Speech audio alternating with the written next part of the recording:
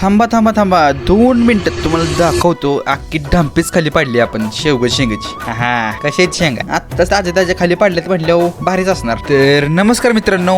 तिकडं नाही इकडे ती आकडी घेऊन चाललोय आपण. आता घरात काही कालवण नसल्यामुळे जावा रानात आणि काढा शेंगा असं घरच्यांनी सांगितलं. आकडी घेऊन आलो की मग आम्ही रानापाशी. चला थोडा पण वेळ न घालवता आता शेंगा काढायला घेऊयात आपण. आणि मित्रांनो आता संध्याकाळच्या वेळेत ना वातावरण काय पण म्हणा भारीच राहते. पहिल्याच वेळेस आपण या आकडीने शेंगा काढतोय. आता बघूयात निघतात का. आणि आता त्यात विषय पण असा आहे की एका हातात आकडे आणि दुसऱ्या हातात मोबाईल आहे. त्यामुळे शेंगा आकडेत गावतात पण वाढल्यावर पडून झाल्यात खालती. हा आता तशी कुठे जाऊन पडल्यात शेंगा बघा. तर मित्रांनो काय जुळून झाले बघा आपल्याला. थांबा काकांकडेच येतो आता मोबाईल आणि काढूयात आपण शेंगा.